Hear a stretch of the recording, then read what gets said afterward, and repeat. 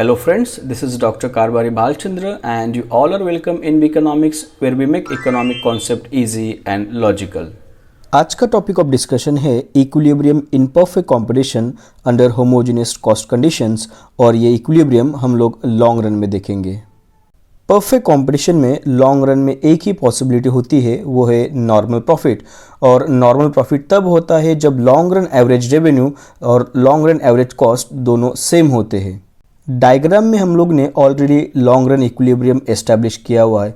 Diagram में हम लोग देख सकते हैं long run average revenue, long run marginal revenue, demand और प्राइस, इन चारों का वैल्यू सेम है और long run marginal cost curve ई पॉइंट पर लॉन्ग रन मार्जिनल रेवेन्यू को कट कर रहा है, इंटरसेक्ट कर रहा है। उसी पॉइंट को हम लोग बोलते हैं इक्विलिब्रियम पॉइंट और उस इक्विलिब्रियम पॉइंट से हम लोग को मिलता है इक्विलिब्रियम क्वांटिटी और इक्विलिब्रियम क्वांटिटी है OQ। डायग्राम में हम लोग देख सकते हैं लॉन्ग रन एवरेज रेवेन्यू और long run average cost long term में एक दूसरे को ई पॉइंट पर टेंजेंट है। तो ई पॉइंट पर हम लोग को लॉन्ग रन एवरेज कॉस्ट और लॉन्ग रन एवरेज रेवेन्यू दोनों का वैल्यू मिल रहा है जो सेम वैल्यू है। इस इक्विलिब्रियम डायग्राम थ्रू हम लोग वैल्यू आइडेंटिफाई करेंगे। प्राइस का वैल्यू है OP, quantity OQ, average cost EQ, average revenue EQ और मार्जिनल कॉस्ट का भी वैल्यू है EQ। ये वैल्यूज नॉर्मल प्रॉफिट के इक्वेशन में प्लेस करते हैं। नॉर्मल प्रॉफिट का इक्वेशन है total revenue minus total cost. तो सबसे पहले निकालते हैं टोटल रेवेन्यू और टोटल रेवेन्यू का इक्वेशन है average revenue multiply quantity. So average revenue का वैल्यू है EQ और क्वांटिटी का वैल्यू है OQ और दोनों को मल्टीप्लाई करेंगे तो टोटल रेवेन्यू का एरिया मिलता है एरिया OPEQ। वहीं पर हम लोग टोटल कॉस्ट का एरिया आइडेंटिफाई करेंगे तो इक्वेशन है एवरेज कॉस्ट मल्टीप्लाई क्वांटिटी और एवरेज कॉस्ट का वैल्यू है EQ और क्वांटिटी है OQ, दोनों को मल्टीप्लाई करेंगे तो टोटल कॉस्ट का एरिया मिलता है एरिया OPEQ।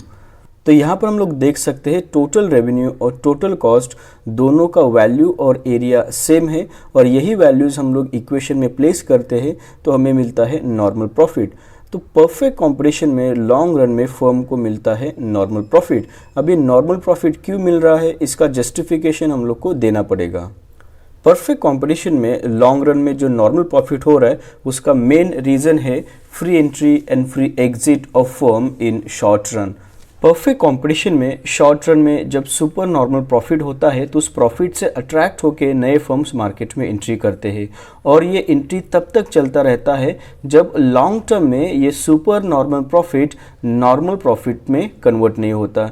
सेम उसी तरह जब शॉर्ट टर्म में परफेक्ट कंपटीशन में सुपर नॉर्मल लॉस होता है तो लॉस मेकिंग फर्म मार्केट से एग्जिट करते हैं और ये एग्जिट तब तक चलता रहता है जब तक मार्केट से सुपर नॉर्मल लॉस खत्म नहीं होता और नॉर्मल प्रॉफिट तक नहीं पहुंचता।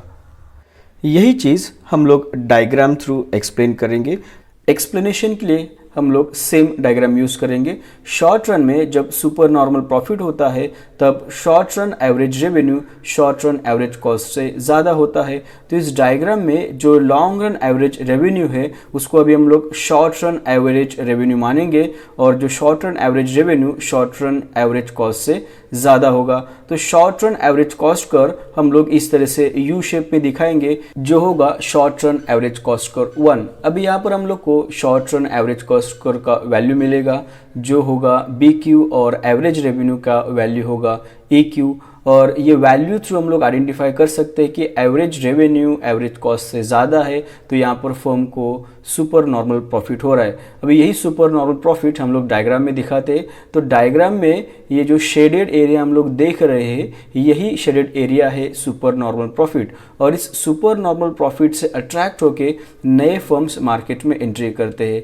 अभी नए फर्म्स का मार्केट में जब एंट्री होता है तो उसके दो इम्पैक्ट्स होते हैं। एक इम्पैक्ट होता है डिमांड के ऊपर और दूसरा इम्पैक्ट होता है फैक्टर प्राइसेस के ऊपर। तो सुपर नॉर्मल प्रॉफिट से अट्रैक्ट होकर जब नए फर्म्स मार्केट में एंट्री करते हैं तो एग्जिस्टिंग सेलर के कस्टमर्स नए सेलर के पास शिफ्ट होते हैं या डाइवर्ट होते हैं और उसका इफेक्ट एग्जिस्टिंग सेलर के डिमांड कर्व के ऊपर होता है और शॉर्ट टर्म में वो धीरे धीरे नीचे आना शुरू होता है और ये डिमांड के ऊपर इम्पैक्ट लॉन्ग टर्म तक कंटिन्यू रहता है।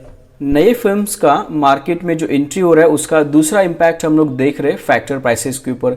नए फर्म्स जब मार्केट में एंट्री करते हैं तो मार्केट में फैक्टर्स के लिए डिमांड बढ़ता है, factors like land, labour, capital, entrepreneurs. तो इसमें हम लोग सपोज एग्जांपल लेंगे लैंड का डिमांड। तो लैंड का इनिशियल प्राइस, उसका रेंट है 1,00,000 रुपया, लेकिन जब नए फर्म्स मार्केट में आ रहे तो लैंड को डिमांड करे तो लैंड का डिमांड बढ़ गया, इसके लिए लैंड का रेंट भी बढ़ गया 1,00,000 से 2,00,000 रुपया।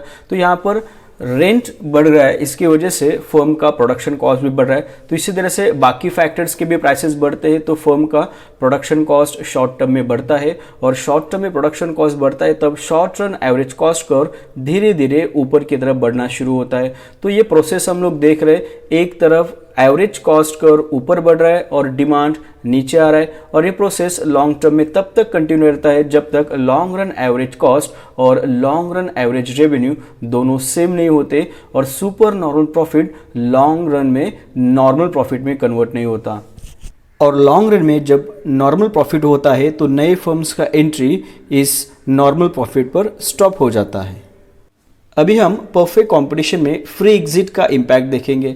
तो जब शॉर्ट रन में फर्म को सुपर नॉर्मल लॉस होता है तो लॉस मेकिंग फर्म मार्केट से एग्जिट करता है। तो डायग्राम में देख सकते हैं शॉर्ट रन एवरेज कॉस्ट को 2 ये एवरेज रेवेन्यू से ज़्यादा है, तो यहाँ पर फर्म को सुपर नॉर्मल लॉस हो रहा है, और ये लॉस डायग्राम में हम लोग इस तरह से शेडेड एरिया में दिखा सकते हैं।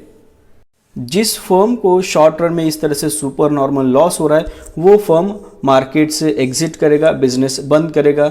अभी उसके एग्जिट से अगेन मार्केट में डिमांड और फैक्टर प्राइसेस के ऊपर इम्पैक्ट होगा।